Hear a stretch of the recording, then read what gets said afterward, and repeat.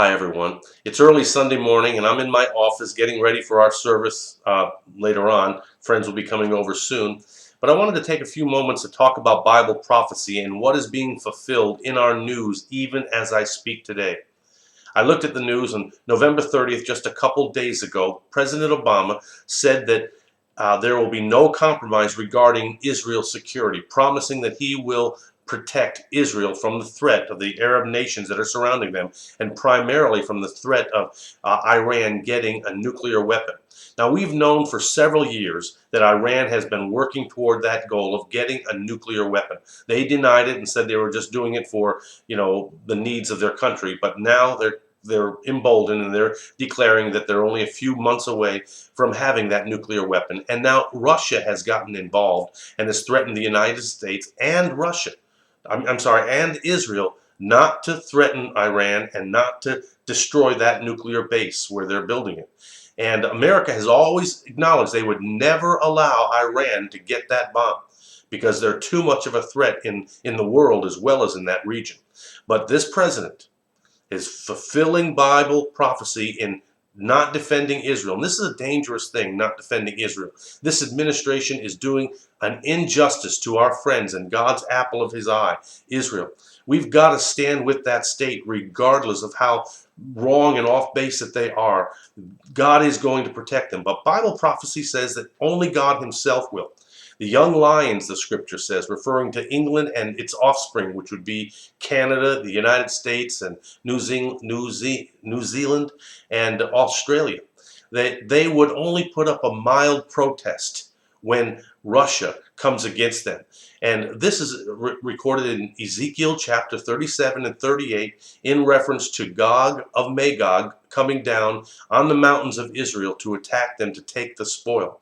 Now, Magog is the land region or the land mass of Russia, and Gog is a term for a dictator, like a Kaiser or a king. And in the news today, in regards to Vladimir Putin, who for 8 years was the president, then he stepped down according to their democracy, and now after 4 years he has, of course he's always been active, but he's on the verge of gaining control right now. Just in the news today, in his position, the news articles have come out saying this: United Russia suffers by decline in election. Russia monitors complain of harassment. More than 100 detained in Moscow. Foul play is being reported. All of this is leading to another dictatorship, very much like Adolf Hitler when he gained control of Germany back in the 1930s. He promised so many things, gave so many benefits, and helped the people, built up the tough guy image and a tough military until he was ready to come in war against people that had appeased them for about a decade. I believe that Putin may very well be the fulfillment of that Bible prophecy, Gog, who will lead Russia and a confederation of nations that will come against the state of Israel and will sovereignly be destroyed on the mountains of Israel as they're approaching Israel by the hand of God, by supernatural means. But the terrible thing is that the young lions will only put up a mild protest. I could not imagine this until several years ago when the last election was on the way. I was absolutely certain that the agenda of the Obama administration was socialism, was a stand down of democracy, and a resistance against Israel. And we've seen the record of it. They want Israel to compromise. They want Israel to stand down. And my friends, this is absolutely against God's will. And that's why it's Bible prophecy. It's so important in history. And I want to close by just saying this. I don't think most Christians in this world, most people on the face of this earth, do not realize how close we are on the verge of another Pearl Harbor and Second World War and Bible prophecy and the birth pains of the scriptures that say about our nation and the nation of Israel.